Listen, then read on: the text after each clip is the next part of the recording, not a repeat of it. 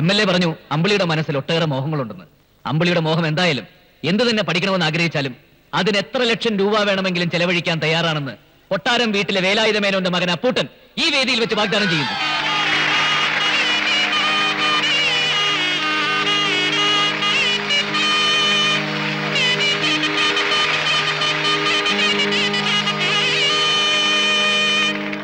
വാഗ്ദാനം ചെയ്തത് തെറ്റായി പോയോ അമ്മേ? പാവങ്ങളല്ലേ അമ്മേ, മറ്റൊന്നിനുമല്ലല്ലോ, പഠിക്കാൻ വേണ്ടിയല്ലേ. എനിക്കോ പഠിക്കാൻ പറ്റില്ല. സാരമില്ലല്ലേ. ദേ അമ്മ ചിരിക്കുന്നു. അപ്പ സമ്മതിച്ചു. എനിക്കിതൊക്കെ ഒന്ന് തുറന്നു പറയാൻ എൻ്റെ അമ്മ മാത്രമല്ലേ ഉള്ളൂ. അച്ഛൻ്റെ രൂപം പോലും ഓർമ്മയില്ല. അച്ഛൻ എനിക്ക് വേണ്ടി ഒരുപാട് ഉണ്ടാക്കി വെച്ചു. അമ്മ പേടിക്കണ്ട, ആ മുതലേ നശിപ്പിക്കൊന്നുമില്ല. അല്ലെങ്കിൽ തന്നെ ആർക്കാ ഇത്രയൊക്കെ? എനിക്കൊരു കുടുംബമാകുമ്പോഴല്ലേ, അതിന് ഈ വീടും പുറകിലത്തെ 50 പറ കണ്ടോം ധാരാളം മതി. അങ്ങനെയുള്ളവളെ മതി എനിക്ക്. ഞാൻ അമ്പിളി പഠിപ്പിക്കാൻ പോവാ. ദേ സമ്മതിച്ചിട്ട് പിന്നെ ഓരോന്ന് പറഞ്ഞാലുണ്ടല്ലോ, അപ്പൂട്ടന്റെ സ്വഭാവം മാറും. വരുന്നുണ്ട്. അമ്മ സമ്മതിച്ചോ? സമ്മതിച്ചു. സമ്മതിച്ചില്ല, സമ്മതിക്കില്ല. വേണം ഞാനൊന്ന് ചോദിച്ചിട്ട് വരാം. വേണ്ട, അമ്മയുടെ മനസ്സ് എനിക്കറിയുന്ന പോലെ നിങ്ങൾക്കറിയില്ലോ. നിന്നെ ഞങ്ങൾക്ക് അറിയും പോലെ അമ്മയ്ക്കറിയില്ലല്ലോ. എടാ, ഒരു മൈക്ക് കിട്ടിയ സ്വയം മറന്ന് കീറുവാണം പറയരുത്. അങ്ങനെ പറയുന്നവരുണ്ട് മതപ്രസംഗക്കാര്. അവർക്കൊന്നും നഷ്ടപ്പെടാനില്ല. ആ MLA എന്താ ചെയ്തത്? വല്ലവും വാഗ്ദാനം ചെയ്തോ? പ്രസംഗിച്ചു, കൈയടി മേടിച്ചു, നഷ്ടമൊന്നും ഉണ്ടായില്ലല്ലോ. നീയോ? അവളെ പഠിപ്പിക്കാൻ നീ ആരാടാ അവളുടെ? അപ്പുട്ടാ, കിണർ കുഴിക്കുന്നത് പോലെയോ വെയിറ്റിംഗ് ഷോട്ട് ഉണ്ടാക്കുന്ന പോലെയോ അല്ല. ആ പെണ്ണ് എന്താ കണ്ടുവച്ചിരിക്കുന്നതെന്ന് നമുക്കറിയോ? വാക്കുകൊടുത്തിരിക്കല്ലേ. അവളുടെ മോഹം എന്താന്ന് വെച്ചാൽ നടത്തി കൊടുക്കാമെന്ന്. എടാ, മോഹത്തിന് കടിഞ്ഞാണില്ല.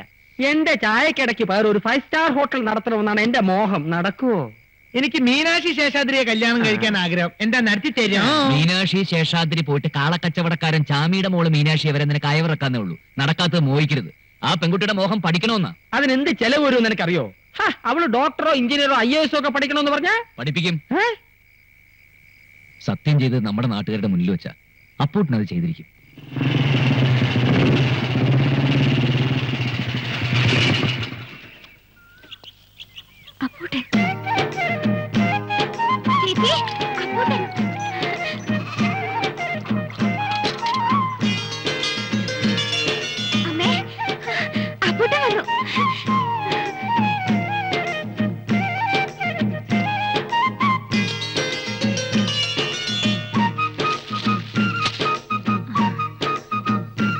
അകത്തോട്ടിരിക്കാം.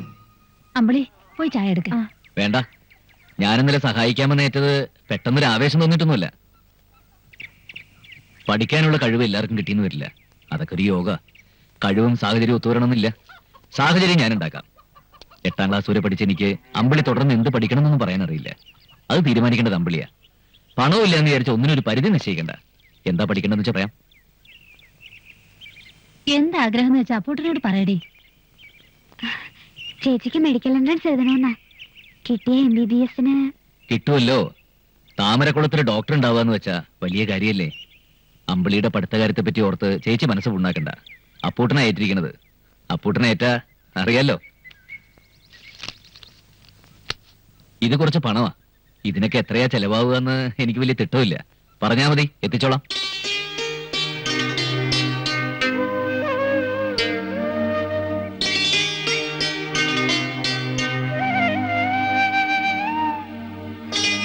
എന്നാ ഞാൻ പോട്ടെ.